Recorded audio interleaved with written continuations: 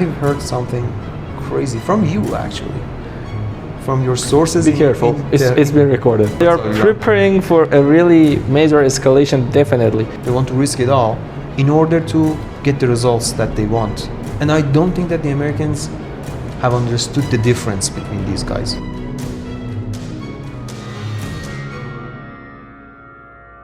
Let's start with the latest news from the Middle East, the peaceful Middle East. There is this article from Wall Street Journal, Iran's secret plan to escalate the war. In this piece, they talk about the new leaders in Iran, especially the newly appointed leaders, like military commanders, stuff that were appointed by Iran's supreme leader, like last week. They are thinking about an escalation. There are multiple evidence for that in the real world. The most important one was the change that happened in Iran's National Supreme Security Council. Yes, exactly. That the secretary of that council was changed. The highest Iranian security official. Yeah, the highest ranked. It's kind of the Iranian version of National Security Advisor in the United States.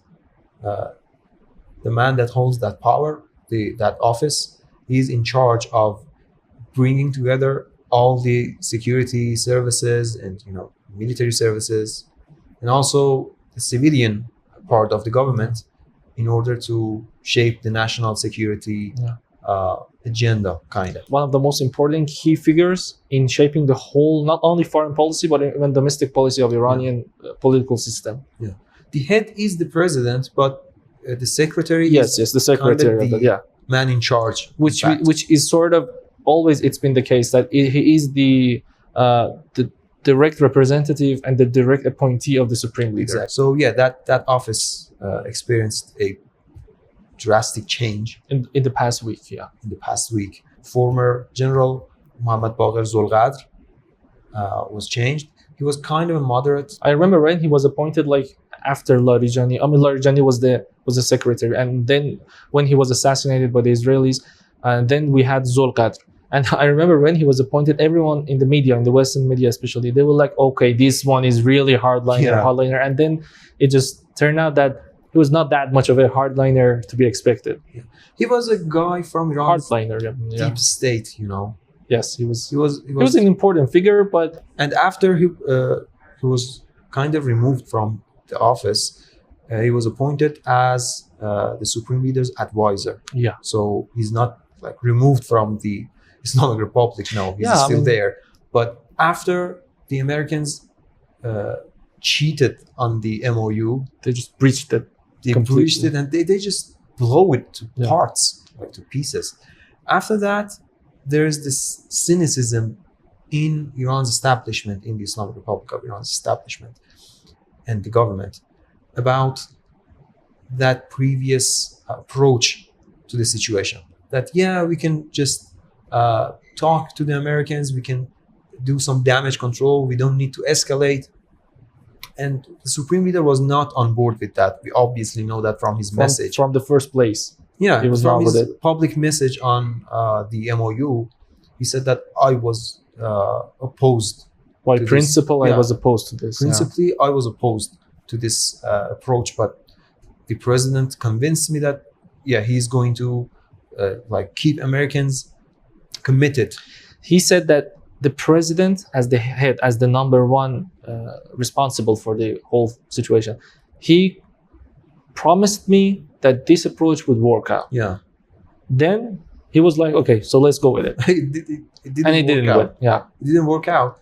And now the power has shifted in Iran, and it has shifted in favor of those who said that you cannot trust the Americans, you cannot trust the Israelis. Mm-hmm. And we need to get out of this vicious cycle.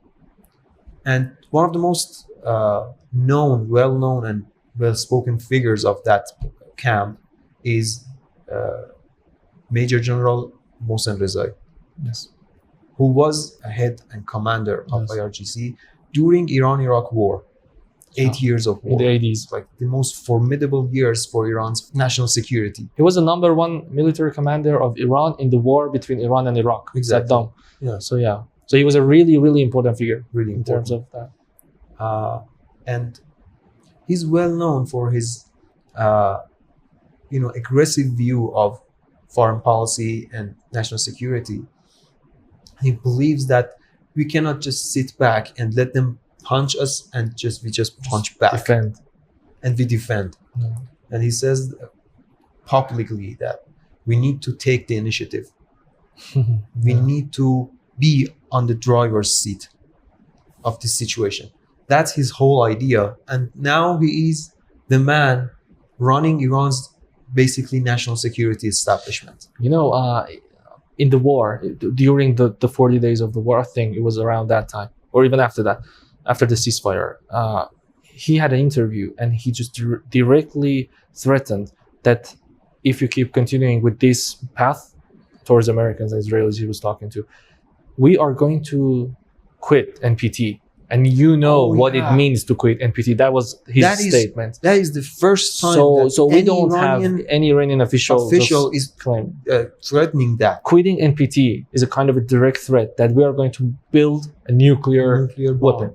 Yeah. Which is the number one goal that Trump has announced. Of course, it's just ridiculous. His number one goal was just regime change and he was not successful. Then he just changed it to nuclear anyway. He's in a Western terms, we could say hardline towards them because he really doesn't believe that this kind of, as you mentioned, this kind of cycle of self-defense is not sufficient anymore. And we just need to show them that they cannot attack us whenever they want. That's basically his own idea. You could just sit and take it. It's not gonna last. And one of the ideas that is being weighed in Iran's national security establishment is that if they attacked and tried to capture Iran's Kharg island, which is the most important place for Iran's oil export, what should we do instead? One idea is that we should target the energy infrastructure in the region. And the new idea is that no, why should we do that? Instead, we would go and capture the parts of Kuwait and even Saudi Arabia that they are producing oil in that.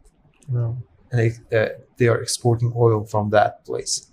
And those places are really within Iran's reach. We can reach there. I mean, of course, there are also so many opposing voices in the apparatus of Iran's foreign policy. But these people believe that. And they do believe that. That's a thing. They really believe that it's possible. And of course, it's really extremely serious for the region. That's a major change. That is a major change. And I've heard something crazy from you, actually. From your sources. Be careful. It's being recorded. From your sources in Tehran's municipality. What was it? About 5,000 something outside Tehran. I mean, some sources have reported that I think around 5,000 graves have been prepared for any American soldier. Outside Tehran, which is the capital. So they're southern parts. They are preparing for a really major escalation, definitely. And I mean, overall, as we speak, I think the recent changes in Iranian domestic policies, like the people that have been appointed by the Supreme Leader, it just tells us that, okay, Iran is kind of, maybe gradually, but kind of is shifting its foreign policy to a kind of a more aggressive approach towards the Americans. Because probably, this is my understanding, that because of the American blockade and all the problems regarding it, and because of this very cycle of just war, ceasefire, Iran is really in a situation that I think the Supreme Leader, as the number one guy in Iran at the moment, I think he believes that this cycle, plus this version of blockade right now, is going to really, really hit us hard if we do not take the initiative. So we have to risk a little bit, or even more than a little bit, and just be ready for the major conflict so that we would be able maybe to take the initiative and just push them back. This is my understanding. And I think that the signs are kind of there showing us that the things are going. That was when, after all these changes, that Trump recently, he just said that he started saying that okay, Strait of Hormuz is going to be U.S. territory. So Yeah. he even tried to be more aggressive. So when both sides are going to be more aggressive towards each other, probably you're going to see escalation of tensions. Also, there is news from Iran's Khatam al-Anbiya headquarters. In the state of war, Iran has issued an ultimatum to the United States to return to serious diplomacy and remove the naval blockade or face an expansion of the war. The deadline, which is said to be several weeks at most, has been communicated to the United States through Pakistan and Qatar. Also, there was this statement by the spokesman of Khatam al-Anbiya military headquarters, Ibrahim Zulfaghari, Ibrahim the Zulfaghari, favorite guy. declaring this kind of ultimatum that our patience is running low, actually. Which goes aligned with our understanding of supreme leader's idea about the war. And General Rezaei. And General Rezaei as the appointed figure, yeah. So I think overall, we're just going to see some major escalations, probably. And I don't think that the Americans understand the severity of the situation.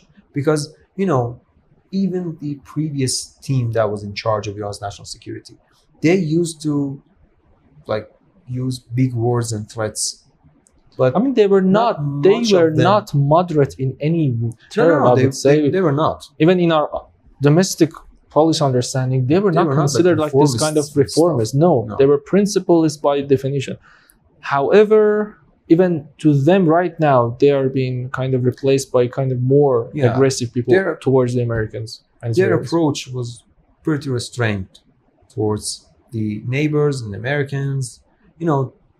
They prefer to go low key and just manage things with minimum damage instead of just escalation, biggest escalation. But my point is that the previous team, they also threatened the Americans big time, but they really preferred not to escalate.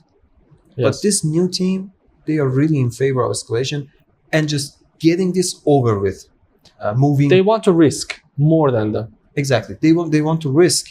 They want to risk it all in order to get the results that they want, and that is lasting security for Iran.